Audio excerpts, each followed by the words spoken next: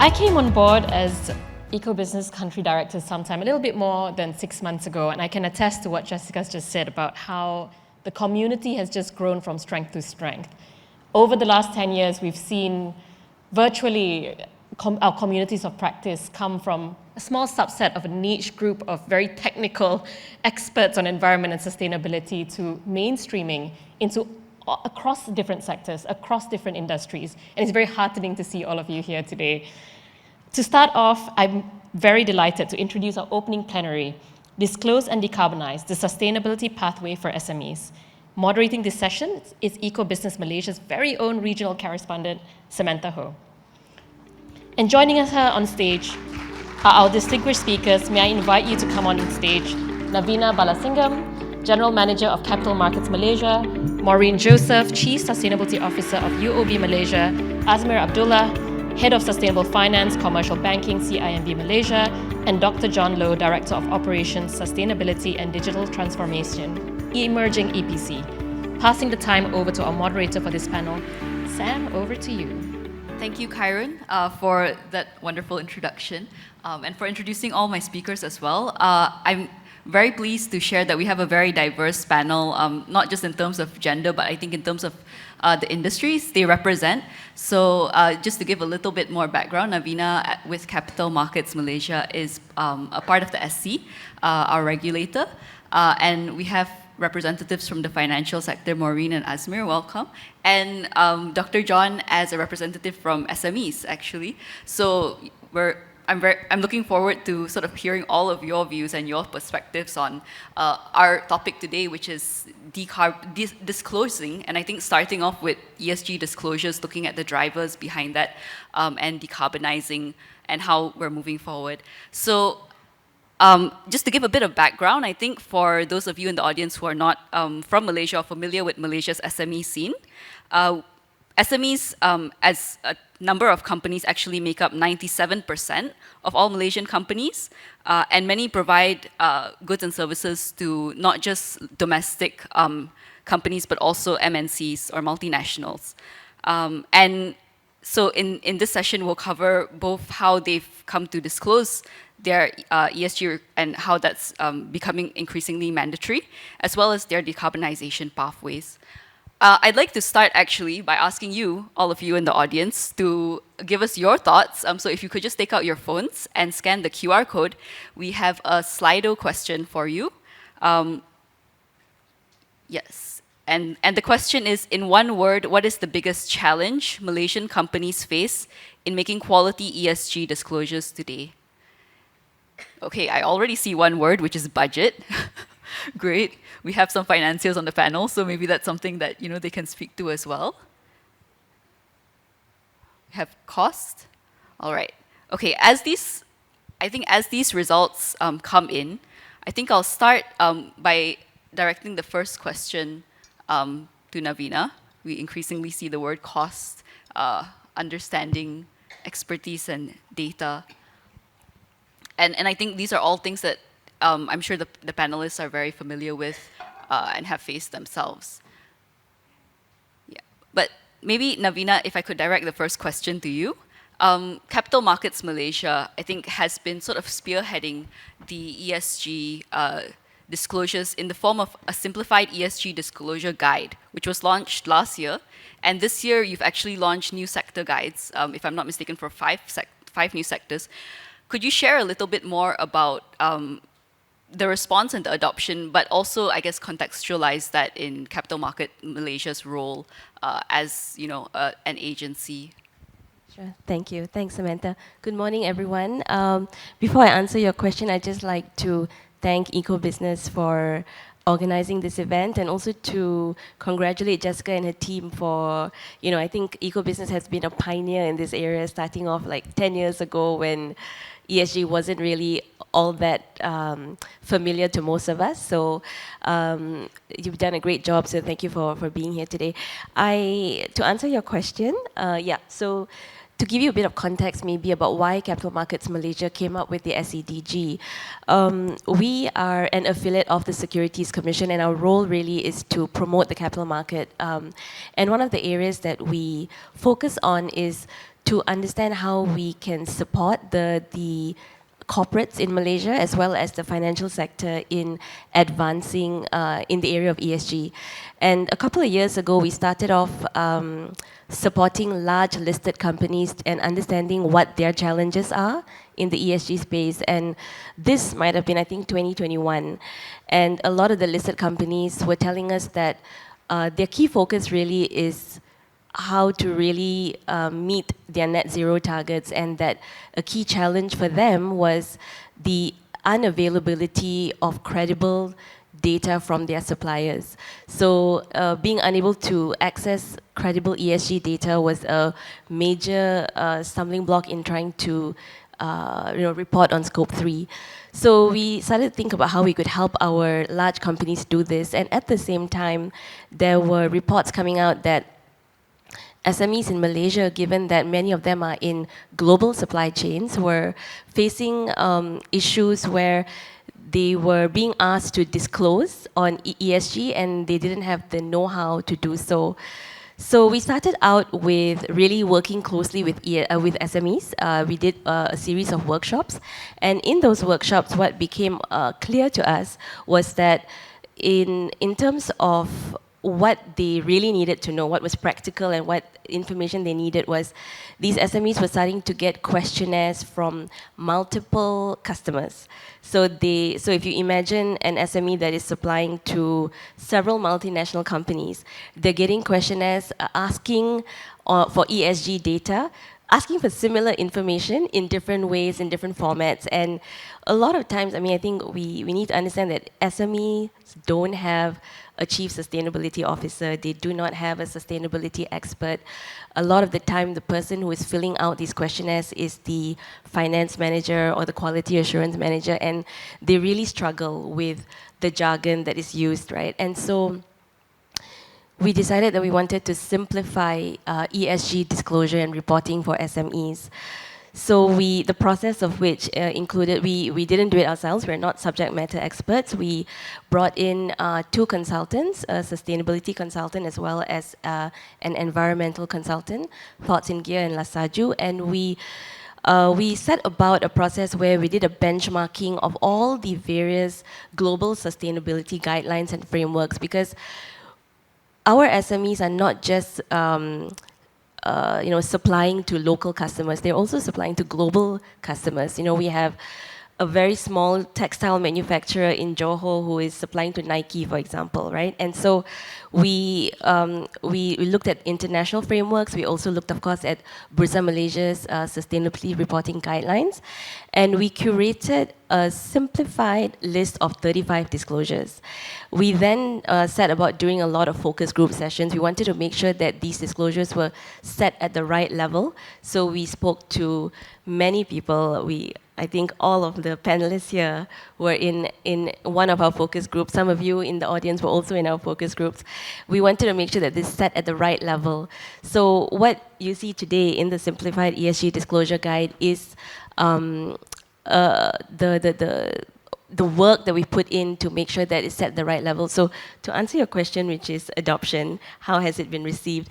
It has been really very well received. We're very gratified to see when we launched the SEDG, we also launched an adopter program. And again, I think all of my panelists are adopters.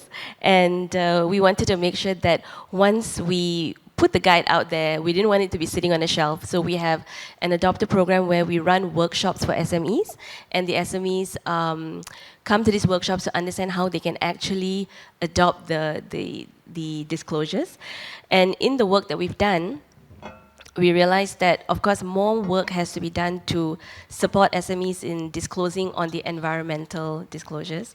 The social and governance ones are perhaps easier to understand, but we do have a lot of work to do in terms of the e-disclosures. Thanks so much, Navina. And I think we can go a little bit more into that later in this panel. But I think I want to turn now to Maureen. You've been introduced in your role as UOB Chief Sustainability Officer, but you and Azmir as well actually sit on what is the Joint Committee for Climate Change. led by Bank Negara and Securities Commission, but there is a special focus group focused on SME disclosures. And I'd like to understand, how that group has sort of been working, what kind of initiatives you've been putting forward, and how that kind of ties in with this whole ecosystem of ESG disclosures for SMEs. Okay, thanks, Samantha, and pleasure to share the panel or the stage again with Navina, Osmi as well as John. That means our stars are aligned, and I think more and more I see the network of sustainability coming together towards a common purpose. So that's what I'm seeing, at least I think over the last 1 to 2 years, and for everyone's benefit. So what is JC3? So JC3 is the Joint Climate Change Committee, co-chaired by Securities Commission as well as Bank Negara Malaysia. And within JC3, there are 6 subcommittees. The latest addition was set up back in August last year, called the SME Focus Group, or SFG. And I co-chair SFG together with Bank Negara, and within SFG we have banks, we also have insurance and takaful operators, we also have our ecosystem partners like Capital Market Malaysia. And the mandate of SFG is very simple. Our role is to increase Malaysian SMEs awareness as well as adoption when it comes to ESG, working alongside our ecosystem partners instead of working in isolation. And over the last, I would say, 1 year, less than a year, several initiatives has been rolled out by SFG. Last October, we've rolled out the ESG Jumpstart portal. So this particular portal is a good reference point, a self-learning reference point that SME can access anytime, anywhere, at their convenience. And it is a tool or a platform where we have information and insights tailored and relevant for SMEs when it comes to ESG. So within the portal itself, SME can access information such as foundational information on ESG. What is ESG? Why is ESG important for SMEs? We also include step-by-step guides, because more often than not, the SMEs don't even know how to start, right? So it's important to actually guide and handhold them. And along with that, we give example on what are some of the initiatives that SME can consider for their business. It can be as simple as solar installation, or it can even go all the way to certification. And these are climate adaptation, mitigation initiatives that they can consider. And along with these initiatives, financial institutions also come in to provide green financing, along with incentives as well as grants from the various ministries. And of course, within the portal itself, we also have useful tools, again, for SME. And SEDG is one of the tools that SME can access on the Jumpstart portal. So if at any point of time, if Malaysian SMEs, they are not sure how to start, where to start, so the portal is a good, I would say, sector-agnostic reference point for SMEs in Malaysia to at least kickstart. To complement the portal, Bank Negara has also launched the low-cost transition financing facility as well as high-tech green fund facilities. And these financing schemes are tailored especially for SMEs. It's provided at affordable rate, 10 years tenor, about, I would say, 10 years tenor and about up to 10 million worth of financing. And what is very important is these schemes are to help and to encourage both SMEs who are adopters as well as enablers to ESG. So adopters would be those SMEs who wanted to adopt sustainable practices within their operations, and enablers are those in critical sectors as well those in green tech, digital or biotech kind of industries. And also happy to share. So the question here is, so after a year, what's the result? What's the progress like? I would say the glass is still half full. But just to give everyone some indication on the kind of momentum that we are seeing. On the portal, when we first launched it last year, we have about 500 unique visitors to probably about 800 page views. So to date, we have about more than 2,000 unique visitors as well as 6,000 page views. Okay. Yes. So we've seen a quadrupling in the numbers in a year. Correct. So we do see SMEs and intensity of people accessing the portal. And what's also encouraging to see is 1.5 billion worth of LCTF and HTG has been approved. And that helps about 600, close to 600 of Malaysian SMEs to kickstart or to invest or to finance their ESG initiatives. And of course, we can always say that, this sounds like a drop in the ocean compared to the SME base that we have in Malaysia, right? But having said that, I also think every single drop or every little drop of effort will have a ripple effect. And hopefully in the mid and long term, if we continue to persistently help the SMEs, we will see a greater impact. Okay. Thanks very much, Maureen. I think we'll come back, a bit more to that wider context. But thank you so much, I think both Navina and Maureen, for setting sort of the stage and the context. And I hope you guys have a clearer picture of, just what has been done at that regulatory and a financial institution level to support these SMEs. Azmir, I'm going to come over to you now and dive a little bit more, I think, into sectors and what specifically has been done in terms of financing. Now, CIMB recently announced decarbonisation targets, and I was there. I wrote the story with the headline that you guys would stop financing upstream oil and gas for by 2025. Yes, no running away now because it's been announced. But I think tied to that expectation is the fact that clients and industries companies across Malaysia will have to fall in line. Can you share a little bit more about how CIMB as a bank has been helping, some of these SMEs with their decarbonisation pathways? Okay, sure. Morning. Thanks again to EcoBusiness for inviting CIMB to be on the panel. So for most of these high-emitting sectors, the focus or the in-scope exposure is mostly the big corporates and, not the SMEs directly. But you're right that when we have these targets, then, SMEs are expected to kind of follow that direction. And for us, when we set these targets, just transition is key, right? And this is where we have 4 main areas that we are supporting our clients. First is, of course, awareness and education. Second is for them to plan and assess. Third is, of course, banks playing a role, that financial support. And the fourth and the last is if they do need that technical expertise, right, we can bring in some of the partners that we're working with. And from the regulatory side, things such as Bank Negara CCPT, the due diligence questionnaires, which is expected by all banks now to be asking our clients, I think that has to be viewed in a positive way from the market. It's not banks being busybody asking about this and that, but it's a way for the SMEs to also identify the risk areas, right, potential risk areas, and they can take actions on those risk areas. Now, at the bank's level, I'm quite sure UOB has, and the other banks also have their own programs. But for CIMB, we have our Green Biz Ready proposition. It's a one-stop ecosystem to help our customers, start and advance in their sustainability journey. We also have carrots in the form of sustainability financing rebates if they are decarbonizing.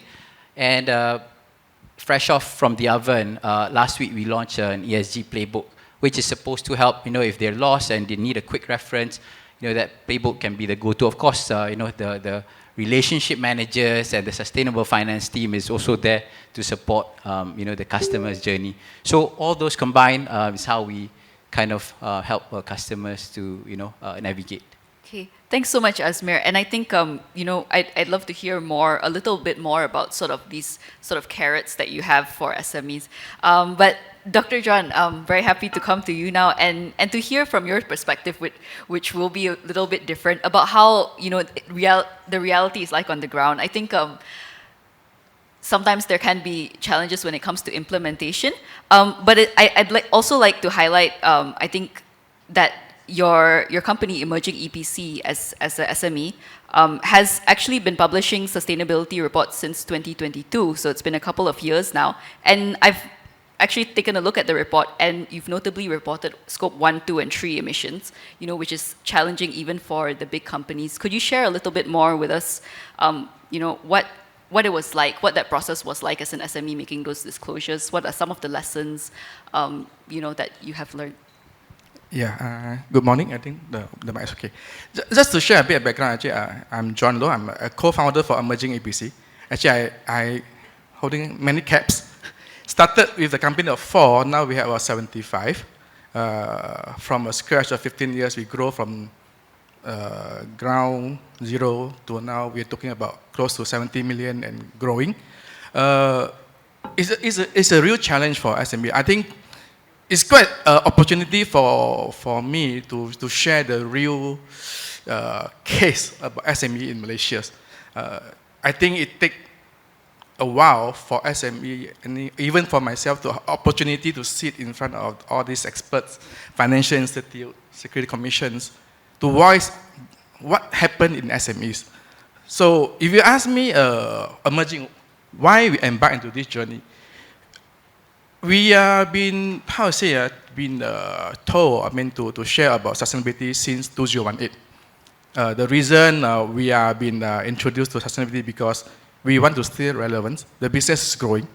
And the main reason we want to embark into this journey, I tell the truth story, is how to raise more fund. To stay relevant, to make sure that we are still in the business, especially CIMB just announced they're not going to finance greenfield. And Emerging EPC, we are in the oil and gas industries. And we have no choice even change our profile from oil and gas to future energies. So, yeah, it's the energy, right? So there's a lot of challenge for us to embark into these journeys. And of course, there is a lot of, the ESG frameworks, standards, that really confusing the SME industries. And of course, thanking Capital Market Malaysia. Of course, I also learned a lot from the, we also tap a lot of the knowledge from SEDG, and I attend a few of their trainings and workshops. So in our journey to adopt the reporting, we also don't know where to start.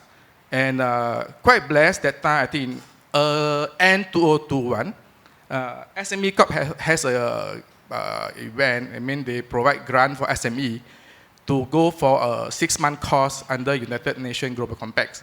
So we are the pioneer in that group. And after 6 months, to go deeper, to publish and to stay relevant, to hope that we can be with the forefront in the sustainability journey and ESG disclosure, and to show to the financial institute we are ready. So if we need more funding, please consider us to stay relevant. Then, I also continue my journey in GRI and certify myself. And that's how we start to come up with a framework. But we try to stay relevant because our business not only in Malaysia, we want to embark in the global. So that's why we use GRI as reference. And to meet the locals' criteria, we met with Bursa 3.0.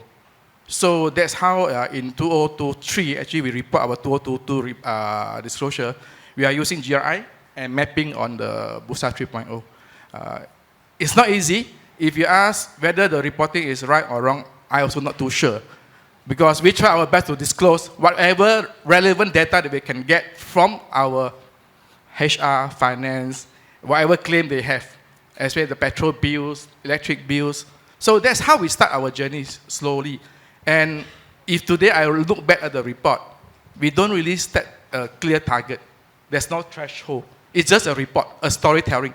So hopefully we can do better. Next, thanks. Thank you so much, Dr. John. I think it's very interesting to hear that there's actually a bit more of a stick when it comes to financial institutions not being able or worrying about not getting financing at a later stage. But also interesting to hear, some of the challenges and all these disclosure guides coming out actually doing something to help. I'm going to come back, actually, Navina, to you now and ask a little bit more about these sector guides and some of the obstacles that both Dr. John has mentioned, but that we've also seen the audience put up, lack of understanding, cost. I think I even saw one that was board buy-in. So could you give a little bit more background about capacity building and which of these pain points, Capital Markets is coming in to solve with the updated guides and with your other activities? Sure, thanks. So I'll start a bit on the sector guides first and why we publish those. So when we published the SEDG, the idea was to publish a guide that could be used by all SMEs in supply chains, and so we didn't want to put too much into it or make it too onerous, but we do recognize that there are some sectors where there is, they may be hard to abate sectors, or there may be more pressure on them. These include manufacturing, construction, energy, and also plantation, agriculture. So particularly for these sectors, there are additional disclosures required. For example, biodiversity disclosures are required for the construction sector, for plantation, and for manufacturing. A service-oriented organization may not need to disclose on biodiversity. At the same time, there are particular labor issues that must be addressed by these sectors as well. So this is the reason behind the sector guides. And so in May last year, we issued additional guidance for these sectors. In terms of the challenges that we hear on the ground, certainly cost is an issue.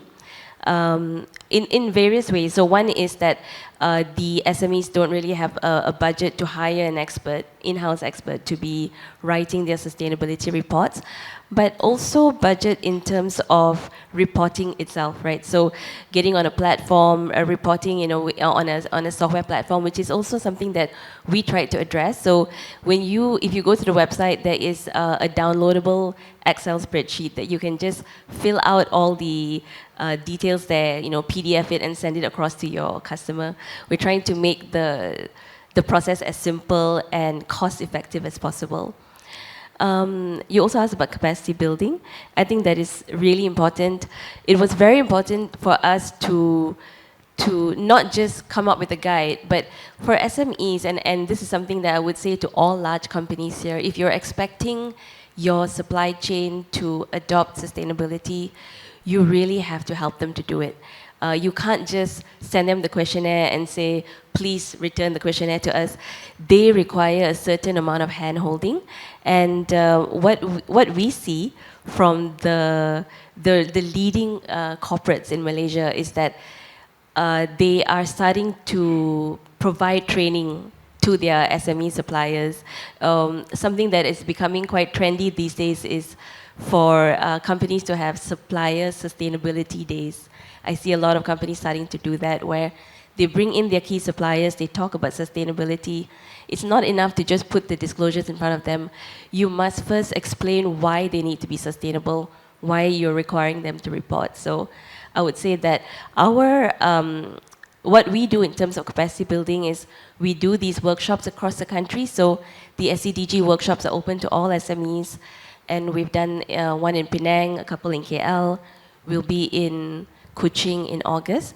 But we're also working with individual adopters to start training their supply chain. So next month, we're working with TM, and TM's, I think, 75 selected suppliers. We've done the same with Nestle, and we will be doing the same with Sunway Group.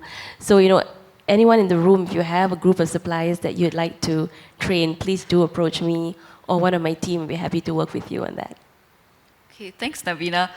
Very, very heartening, I think, to hear that there's sort of this coming together of industry, not just of the regulators, but of these big companies that are really trying to enforce that, among the suppliers too. And I think that's something that hopefully, if anyone here is looking for support with, they can tap into sort of this capacity building programs as well. I'd like to turn now to Maureen and ask, from your perspective, what you see the main challenges in increasing awareness and adoption of these standards have been.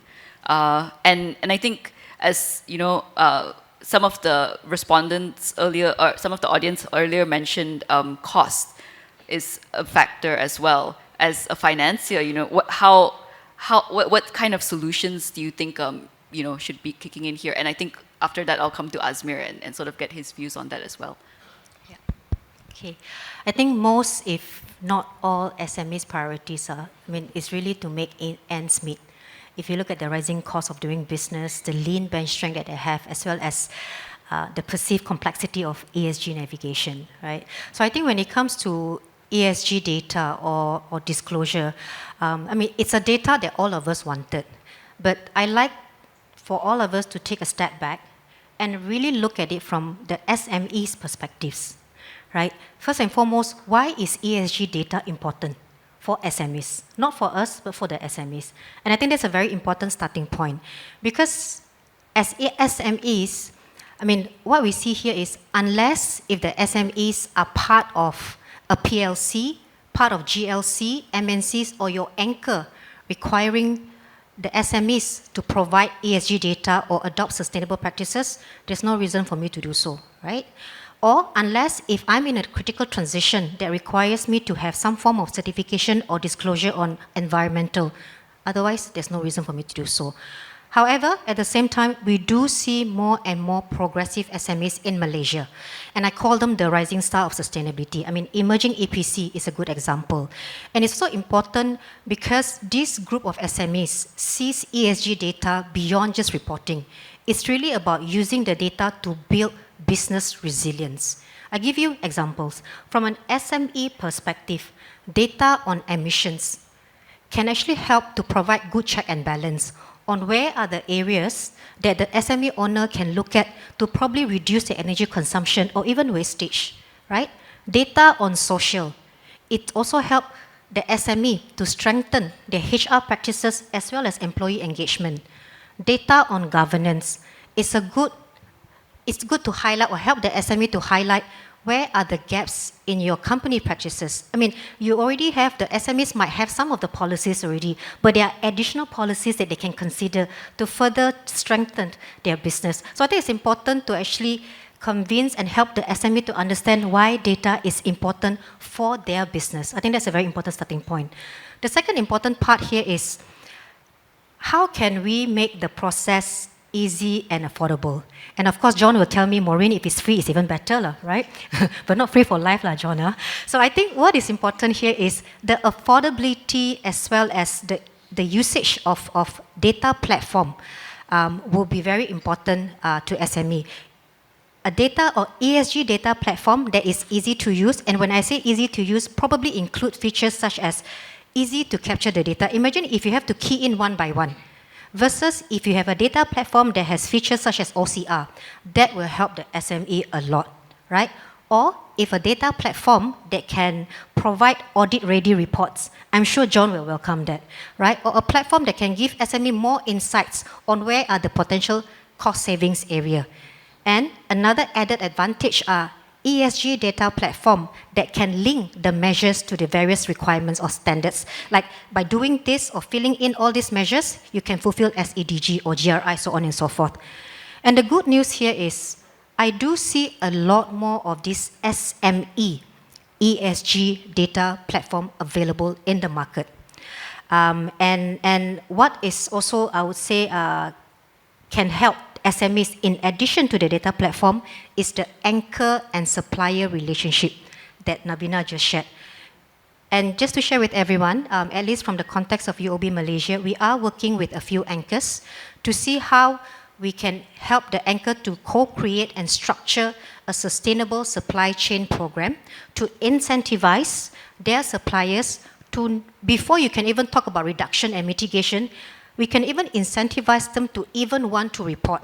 And along with that, of course, then you have a capacity building program, so on and so forth, right? So after educating, then how do we incentivize? And incentivize can be in the form of either subsidy to the platform or at least provide the platform for, I would say, a grace period of a year so that the SMEs can see the value of the platform. So it's really about SEDG, a data platform, anchor, and how banks can come in to incentivize and help and handhold the SMEs in that particular journey. Okay. Thanks, Maureen. And I think you've sort of like painted that very clear link between both of our the topics in our title today, which is disclosing and decarbonising as sort of like the ultimate goal. We're actually and it's a great way for me, I think, to get into the whole decarbonisation and whether or not beyond just counting the numbers and looking at disclosure requirements, we're seeing SMEs increasingly move into working on decarbonising and using those numbers to change the way their business works.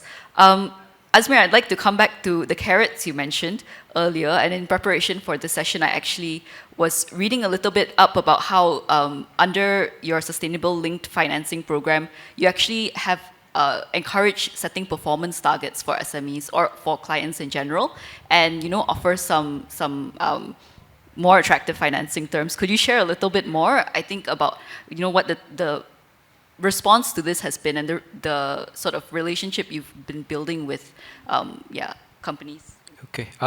So we've launched sustainable link financing for SMEs last year. It's a 3 billion program, gives rebates of up to 0.5% per annum, all the way up until 2030. And I would kind of still call it early days, even if it's launched last year. We have a few now, and there are many more in the pipelines. Now, why is it so? It's because it doesn't mean that you have carrots dangling, they will all come rushing for it, right? It still needs, I mean, the things that we've been talking about, it's a new concept to a lot of SMEs, so they need that awareness, understanding, and hand-holding, right? So they won't just go and rush for the carrot. They'll probably ask, where is this carrot from? Is this real or not? Right, and what do I need to comply with? So it needs a lot of that, and but I believe this will accelerate and scale up very quickly once they get the hang of it. And your question on how have they fared in setting the target? So simplicity, I think, is key for SMEs, and for that default target, it's just reduction of carbon emission. 42% by 2030, which is aligned with SBTI. I guess what will then they do to reach these targets? Again, whether there's any penalties if they're worried, I don't think it's a norm in the market, even in the corporate space, to penalize if you don't meet certain targets. What more, I think SMEs, the target segment that we're just trying to get to move, right? The reaching the target, I think, for a lot of SMEs, I think the good thing is across the board, most of their emissions will come from scope 2, which is electricity from the grid. And luckily, I think there are matured solutions around that. Of course, solar being one. Costs have come down. There's government incentives, and the other lever. So we have a step-by-step. And one of the guide to get the rebate. So one of the action is look at the renewable energy and energy efficiency levers. So RE is solar, and EE is under the radar, right, for a lot of SMEs. But we're trying to get that highlighted to our customers, and we work with the Malaysian Association of Energy Service Companies. So if they take these two levers, I think they would be not far from the targets that we are setting. And I think if they don't meet, coming back to that, there's no penalty for them, so there's only upside for them to gain. And so I think the important thing is SMEs will see that there's no penalty, there's only upside to gain. And for SMEs, I think we're making it a bit more friendlier, even if they don't meet, the 100% target that we set for them. We have this tiered rebate. Of course, there's a minimum threshold where they don't get anything, but again, that conversation is that, it's no loss for you, right? There's only upside to gain. Okay, yeah. Thanks very much, Azmir. Now, before I go to Dr. John, I actually would like to raise that we will be taking questions from the floor after this question, after my next question to Dr. John. So the QR code is going to come up. It's going to be a Slido platform, and if you'd like to just put in your questions to the panelists there, then we'll be happy to take them, and I'll be happy to go through them as well. If we could show the QR code as I ask the next question. So Dr. John, I think we've heard a lot about how the framework financing and even the regulators are being very supportive of companies sort of moving towards setting targets and then decarbonizing and meeting certain targets when it comes to decarbonizing. Can you share a little bit more about your experience as a company when it comes to decarbonization goals? Are you seeing, you mentioned earlier, that your company is, you see the future as if you don't do this, you might not get financing, you might not get certain, you might not be able to grow the business beyond Malaysia. But are you seeing any pressure, say from, up your clients, yes, and the industry, especially since you're in oil and gas? I think it's very pertinent. Yeah, thanks. Just to echo what Ravina and Maureen, of course, Asman, as well, on the how I think that that's what we are preferred. Get the MNC and PLC, anchor the SMEs. Because I think about 2 years ago, we suddenly received a survey from MMHE to ask us to disclose scope 1, scope 2, scope 3. I don't think anybody know about it for the SMEs that can't even understand what is scope 1, scope 2, or scope 3. Then, of course, there are others, operators that start to send the survey and ask us to fill out the reports without even tell us the reason and purpose. So there is a stress and pressures on SMEs. And we are hearing this from the industry that if you don't embark into this journey, you might not able in the business anymore. So I did share with Dr. Maureen also this, why the MNC put pressure to the SME, where SME is a sustainable supply chain to them. If SME, I mean during COVID, if SME cannot support them, their business cannot run. Why can't the MNC and PLC really handhold, sponsor and finance and guide SMEs? You might not need to help or finance a whole group of vendors, but maybe you can select the first 30, 50, become the model company, and show the value for them to adopt, and then for them to stay relevant. I think Mr. Edison is there from Madrid. We always talk about how can we develop a green supply chain to support the MNC who come to Malaysia, or even bring this SME to abroad if they are readiness. So all this is very critical. And talk about decarbonization. I mean, SMEs, small manufacturing, small service industries, how much can an SME do? Of course, from renewable energy, RE, you talk about solar. So everybody talk about solar. So the solar energy suppliers and SI make a lot of money. Yes, it build another business opportunities. But it's only as solar and EV is the only solutions.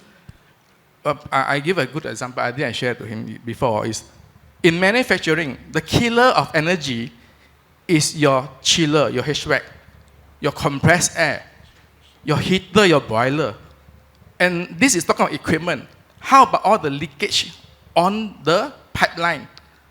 An old plant, easily a leakage of 15 to 20%. Are we going to get green financing by doing rectification of piping? So I think something that practicality, the financial institutions have to look into it. So even we look at all the, Malaysia have a lot of old buildings that about 20 years, and still using the old chillers.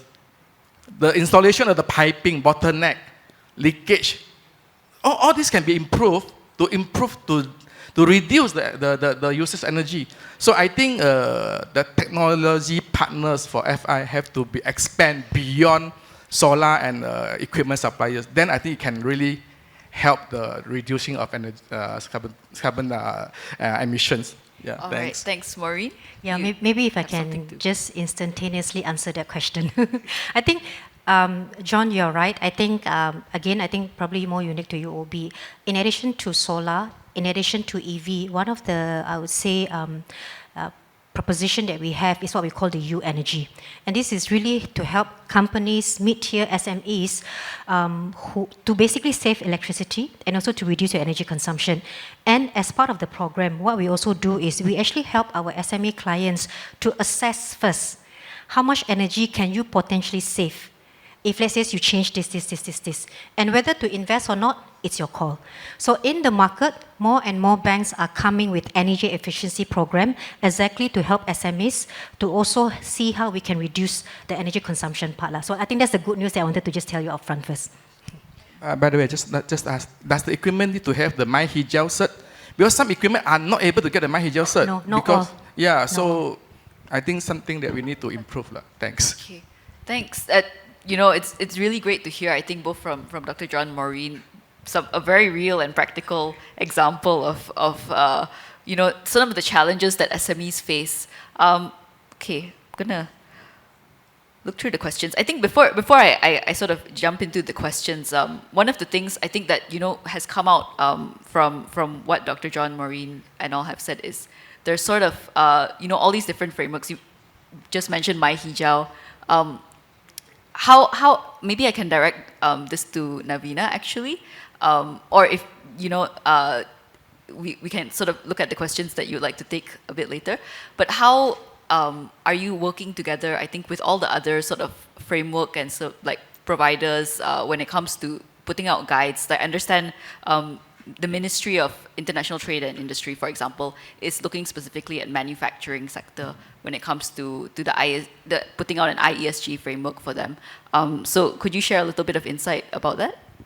Yeah, sure. So so there are a few different frameworks out there for SMEs, and I think the good news is if you look at it through the lens of how the whole industry is coming together to support SMEs, is that's what you're seeing in Malaysia. All these government agencies are rallying to provide support to the SMEs. What I would say is the IESG framework provides all of the necessary knowledge that you would need to address the disclosures that you would see in the SEDG. So that's where MITI's framework comes in, and then you have MIDA that provides the grant. So I'm not sure if everyone is aware that recently MIDA announced that there is a specific grant for companies that are implementing ESG initiatives, which is great. So I think it's an all of society approach that's being utilized here. There may be some fragmentation, but I think for the most part, it's a good thing. We're all moving in the same direction. Okay, thanks very much. Actually, on that note, the most popular question I see here from Surin is on cooperation within the supply chain. And I think he's coming from the palm oil sector, but asking about the oil and gas supply chain. And it would be very interesting to hear maybe Dr. John, even Azmir, if you could share a little bit of background about the specifics of the oil and gas sector. Maybe Dr. John, we can start with you. Yeah, I mean, just now I just highlighted for SMEs, there is minimum for us to do on how to reduce the carbon emissions. Of course, when we, especially for this year, we try to disclose our GHG according to ISO 14064. Then I start to walk about our factory and yard. Then I don't notice that, oh yeah, my water dispenser that dispense cold water, I got fuel gas there. So there's a lot of learning in how to say, to identify what equipments and processes in our productions really have a GHG's, the impact on the industry. But as SME, I mean, for the last couple of months when we do a lot of sharing in Samantha as a small and medium enterprise, we focus a lot on the S, actually, it's not on the E. Because out of the 70 SDG, I think a lot of it actually focus on S. And I always highlight to the members, if you treat your staff well, they will stay with you. When they stay with you, the staff retention will be there. When staff retention will be there, they can do a better job, not only doing the administrative job, but they can start to improve the efficiency and help you to maybe analyze what can be do better. And all this is talk about how to improve the profitability of the company. So I believe that ESG is not a cause that I think a lot of SME might misinterpret it. It can be business as usual, but how you get your data and disclose it, which is real and transparent. And from there, how you improve your process. Actually, through the ESG process, if you incorporate some lean management, I think it can help the bottom line. So again, I saw on the question, the feedback is ESG from the industry is cost, but I think if the message sent to them is that you can see a good ROI on this investment, I think a lot of the SME, and not only SME, I think even micro, they will look into it as well. Thanks. Yeah. Okay, thank you, Dr. John. And I think it's very interesting that you mentioned, social the S being important as well. I actually, if any of the panelists would like to take a question on the human rights and social indicators, looking more broadly at EU regulations and sort of that pressure coming from external regulation. Maybe if I can, I think I still wanted to answer the first question on the OGSC, because I think that's a very good question, and a very real question that Malaysia has to address, especially the energy sector. Yes, I mean, as far as palm oil sector is concerned, I think they had the earlier hit. So that sector, if you ask me, is one of the most committed sectors as far as ESG disclosure, decarbonisation is concerned. And in the recent year, even more so this year, I am seeing the oil and gas sector stepping up, especially in helping their supply chain to start baselining and think about ways to decarbonize. And this is where I think banks play a very important role, because we all know that oil and gas are carbon intensive, right? And it's not a green sector, it is a brown sector, right? So how can bank make sure that we have proper framework in place so that we can finance the oil and gas sector through our transition financing framework? So I think that's something that I'm seeing happening more and more, and I think the intensity will actually pick up over the next few years. And just recently, I think MPRC have also reached out to OGSC players to talk about the framework for national oil and gas sectors in Malaysia. And you have the anchors, I mean, I don't have to name who are the anchors, but our oil and gas anchors are also part of this journey to really create awareness and also onboard as many OGSC players as we can throughout the whole supply chain. It won't be immediate, but I've seen the journey started, at least for the OGSC sector. Okay, thank you, Maureen. And I'd also like to highlight that our next panel will actually be on, the energy transition, and we can dive a little bit more into that as well on the next panel. I think, yes, if either Azmir or Navina, you'd like to talk about, working with regulations on sort of human rights and social indicators? Yeah, I think when it comes to human rights, labor rights, there's a lot more work that needs to be done with our SMEs. One of the words that was used earlier was understanding, and I think there's a lot. When we were doing the labor rights and human rights guide, what we realized is that the ILO requirements are not very well understood amongst our manufacturing, construction, and agriculture sector. So we tried to simplify it in that guidance, but because there's so much legalese around it, it really takes a lot to understand what you need to comply with. And a lot of times, the SMEs are relying on the information they get from the agents, right, when it comes to migrant labor. There are a lot of things that they're not aware of, and that's how they get themselves into trouble. So I would say that collectively, we need to do more to educate the SMEs. So maybe I'll chip in a bit on that. So for one of our engagement with our customers in this is that under Greenpeace Ready, we have this associate called Earthworm. They look at these aspects. So I think it was last year that we filtered a few sectors, which is key for this, and we held that engagement sessions for them to understand better and what could then they do to to prevent the mishaps, or how to navigate around this topic, especially not to get in trouble, because we've seen cases where it's just that, but then it had a very big impact on the fundamental of the business, where some companies just lost the contract just because of human rights. So that was kind of covered in those sessions, and really specific sector, because plantation and construction, I think, would be very different how they handle. I mean, there are some similarities, of course, but that's why we kind of tailored it to those various sectors. Okay, thank you, and thank you so much for sharing. I think the differences across these different sectors, but ultimately, there are common sort of labor standards that there's still a lot of work to be done, but the SMEs need to start, understanding and trying to implement. Now, a couple of, I guess, quick or sort of, hopefully quick questions, which is maybe for the two banks on the panel, what is the estimated volume of financing, if there is a number actually, or if that sort of like something that, yeah, is hard to... I don't have a crystal ball that can give me the numbers.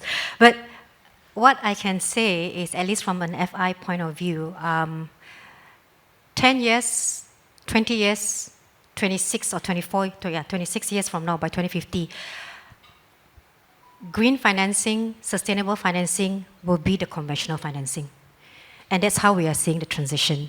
That's why I think from today, banks have been, like encouraging and signaling that more and more we will include ESG as an overlay to our credit decision, right? So I think the fact here is by 2030, by 2050, we will see the whole purpose is to really shift and reshape the banking industry from where it is today to become green over the next 20 to 30 years. I think that's how we are moving forward. I mean, short of answering that question.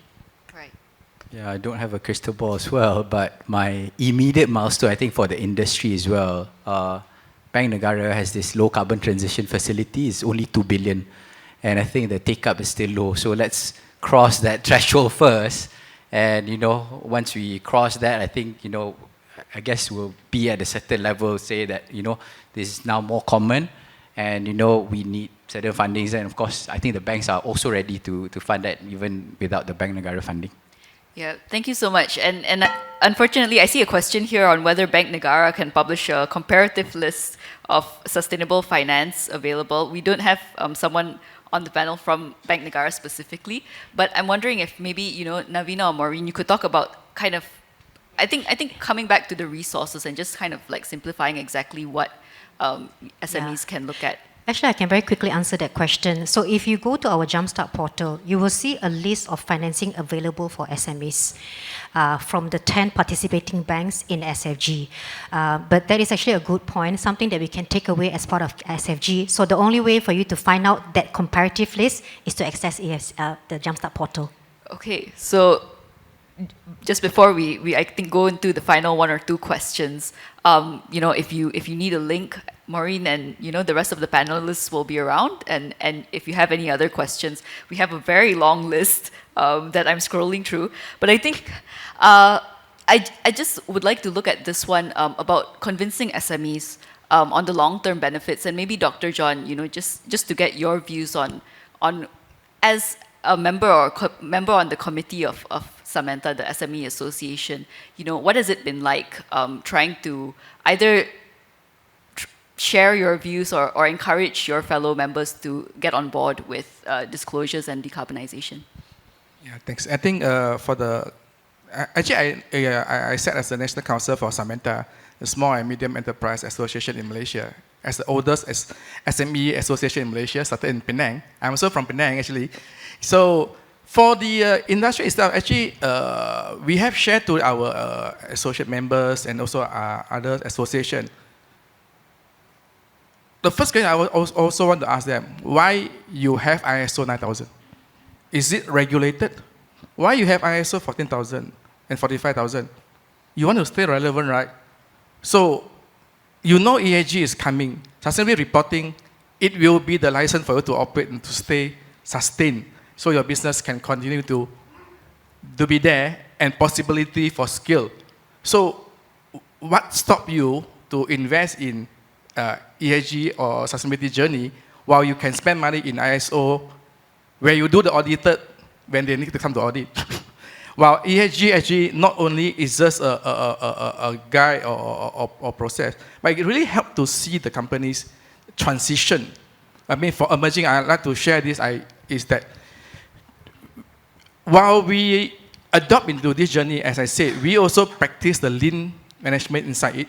We also adopt two transformation. One, of course, we for last year, we start to see how to incorporate some of the reporting data into our ERP system. We adopt ERP so that all the claims, all the expenses from our team, they have to put there how many liters of petrol. So easy for reporting. Second, also, we incorporate some simple IoT, the Internet of Things, to measure our power consumption. It's not cost a lot. Don't look for the SI to charge you for 100,000. I think you spend a few thousand, you can solve the problems. So there are solutions to get the real-time data at a low cost and they can see all the benefits out of it. So I always share to SMEs, if you want to stay relevant, and if you want to compete with your peers or in the same industry, if those already have the reporting or practices and you don't have, your end customer will choose who if the price is not really significant difference. Yeah, that's something I can add on. Thanks. Thank you, Dr. John. I think we have time just for one more question, I think, to wrap up the panel. And I'd like to maybe start with Navina and yeah, we work our way down. And that would be, what is your sort of one hope, or what is one thing you would like to see, I think, in the next year that would be able to move the progress on SME disclosures forward and decarbonisation? Okay, so I think I want to address, before I do that, maybe just to talk about why SMEs are going to adopt sustainability. I think there's just two reasons, right? One is they're being compelled to do so by their customers. And the second is they see a competitive advantage in becoming more sustainable. So the first one, which is being compelled to do so, is as their customers set net zero targets, they're going to have to show reductions year on year on their emissions.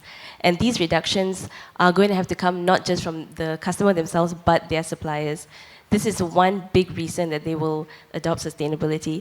The second one is, and we found this out when we launched SEDG, we had a few SMEs come to us and say, can we put this on our business card that we are adopting SEDG? And the reason for that is they want to be more attractive as suppliers, right? They want to show that they have adopted sustainability, they're using more sustainable materials. So if an SME is looking at this as a competitive advantage, that's going to really compel them to do so.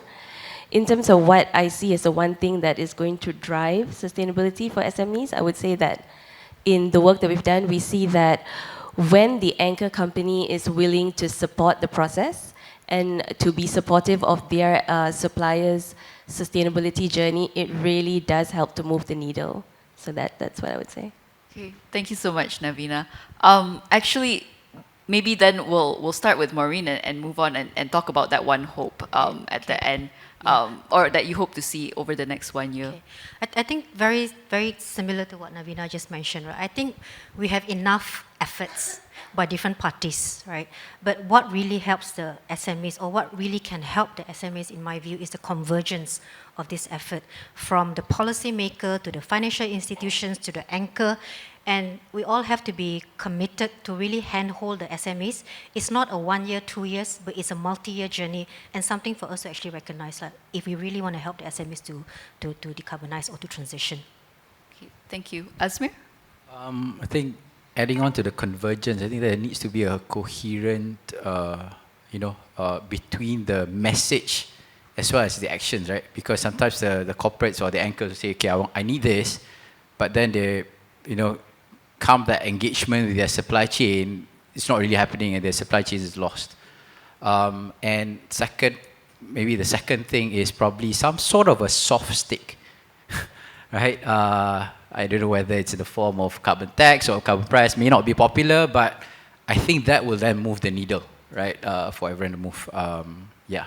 Thanks. That's actually a very great setup for the sessions that we'll have later today, talking more about, whether or not we should be regulating carbon markets in the afternoon. But let's keep that in mind.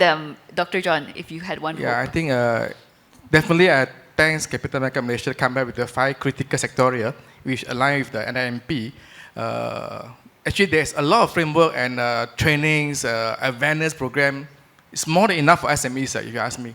It's more than enough. It's how to handhold and bring them to the next level. But I just want to leave one question here is, I always see positive disclosure. What will be the financial institute look at if anyone disclosed a negative disclosure? I think this will have to be real, right, if you want to disclose. Yeah, thanks. And with that, we've actually run out of time for this panel, but thank you so much, Navina, Maureen, Azmir, and Dr. John, for being so forthcoming with your insights. I'd like to invite all of us, I think, to the front to take a group photo, and then I'll hand it back to the MC, Khairun.